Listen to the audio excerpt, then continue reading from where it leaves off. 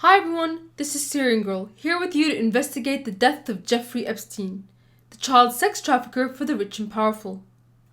When he was found dead in his cell, the media immediately began calling it a suicide before the autopsy had even reached its conclusion. But few, if anyone, actually believes this. In fact, everyone pretty much predicted that he would be killed.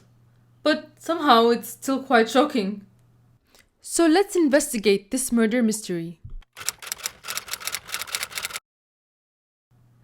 2 weeks ago, Epstein was found unconscious in his prison cell with mild injuries around his neck. So Epstein was put on suicide watch even though he said that someone had beaten him up. Yet, for some reason, he was taken off suicide watch only 6 days after this attack. After he got off suicide watch, the procedure dictates that the guards should check on him every 30 minutes. Yet for some reason, they didn't. And the excuse is that they were tired or something. Not only one but two guards fell asleep? That's pushing it. Also, he was supposed to have a prison cellmate. Yet, a day before he was found dead, his prison cellmate mysteriously was removed from his cell. And to top it all off, the camera footage that might tell us what happened supposedly doesn't exist. Clearly, someone wanted him dead, either by providing him the space to commit suicide or by murdering him. And murder is far more likely. I mean, what did he supposedly hang himself with? Even the autopsy report hasn't said it was suicide. One theory that's been floating around is that he isn't even dead, that he used his influence to escape and that the corpse that we are being shown is fake. But I don't think this theory makes sense. So many of the world's most powerful people wanted Epstein dead. They have no reason to risk keeping him alive. What names would he drop to lower his sentence? What could come out during his trial? These are questions that they wouldn't leave to chance. Also, the timing is interesting. Epstein was found dead hours after the release of 200-page documents incriminating high-ranking people around the world, including royalty. Everyone associated with Epstein is a suspect. You see, Epstein wasn't just a rich pervert. He was part of a Mossad operation, blackmailing people in high positions of government around the world by using young girls as a honeypot. Police found locked in his apartment CDs labeled Young X with X. Alexander Acosta, who was the US attorney that approved Jeffrey Epstein's soft plea deal in 2008, said he was told that Epstein belonged to intelligence and to leave it alone. All evidence points to the fact that the intelligence agency Epstein was a part of was Mossad.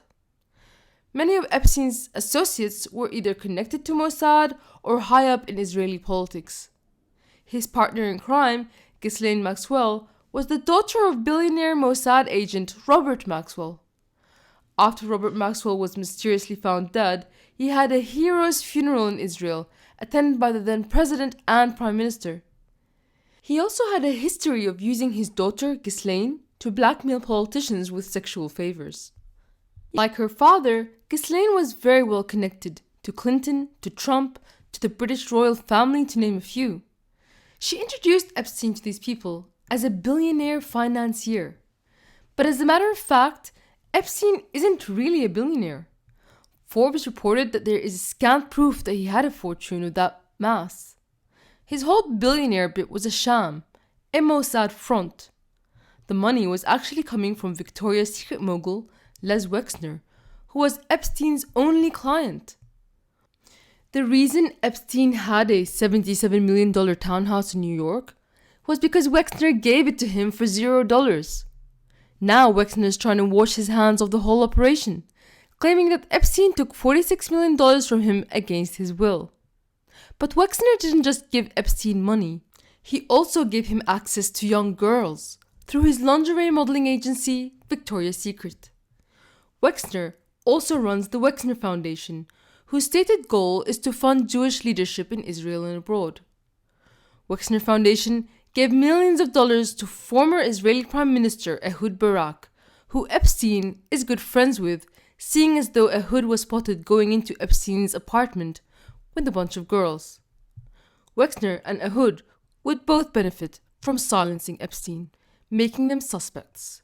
Inside Epstein's New York mansion, police found a fake Saudi passport with his face on it but with a different name. This could have been linked to Epstein's work on Iran-Contra, where he sold Israeli weapons through a Saudi weapons dealer and playboy Adnan Khashoggi. Perhaps Epstein sourced young girls for Khashoggi and other Saudi royals, like Crown Prince bin Salman, who Epstein also knew, who would now very much want him silenced. But this wouldn't be the only royal family that Epstein has dirt on. British royal Prince Andrew, pictured here with one of the teenage girls Epstein and Ghislaine acquired for him.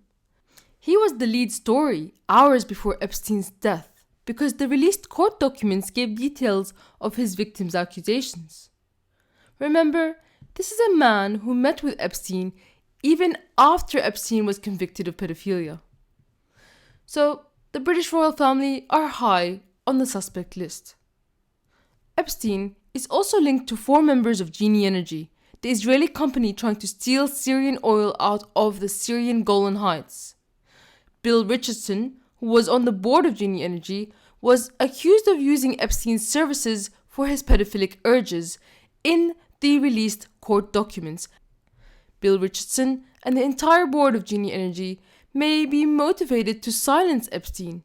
After all, they were the ones that convinced Trump to keep troops in Syria and recognize Israel's annexation of Syria's Golan Heights, killing all hope for peace. Perhaps none of that would have been possible if it were not for Epstein's blackmailing of Trump. Democrats and Republicans like to argue whether Epstein implicates Trump or Clinton, but the fact is, both rode on his Lolita Express. 27 times in Clinton's case. In fact, Epstein's partner, Ghislaine Maxwell, sat front row at Chelsea Clinton's wedding. That was even after Epstein was convicted of pedophilia in 2009. And let's not forget what happened to Seth Rich when he became inconvenient to the Clintons. But Trump also held parties with Epstein at Mar-a-Lago, where Epstein brought the girls. And in an interview he said in the same sentence that Epstein was a terrific guy who liked girls on the younger side. So Trump knew what Epstein was doing. In fact, Ghislaine Maxwell used Trump's Mar-a-Lago to recruit teenage girls that worked there. It's time to face facts. Both Trump and Clinton had motive to kill Epstein. But the fact is, Epstein died on Trump's watch. So who do I think killed Epstein? My money's on Mossad. The Israeli intelligence agency that Epstein was a part of are themselves suspects in killing him. He was a compromised agent who had to be terminated before he brought down their entire operation. In fact, Ghislaine Maxwell's father, Robert Maxwell, is said to have been killed by Mossad, even though he was Mossad himself. And they killed him in a very similar way to Epstein, in that they left it ambiguous as to whether it was murder or suicide. But don't worry, I'm sure Attorney General Bill Barr will investigate what happened to Epstein and find out the truth, right? Too bad he's also a suspect, since he's connected to Epstein through his father, who gave Epstein, the college dropout, a job as a college professor. The death of Epstein is not the real story. He was murdered to cover up the real story, which is that world politicians and royalty are being blackmailed by Mossad by the use of pedophilia.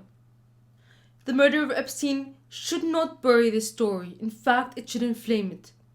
Because if they can get away with killing such a high-profile prisoner, it just goes to show how deep their control and their influence goes. This deep state, this corruption, this pedophilia is now plainly in sight. And I hope finally people can come to understand that democracy is dead. This has been Syrian Girl. Please subscribe for more news and analysis. And if you'd like to support me, for me to continue running this channel, please subscribe to my Patreon. Thank you very much.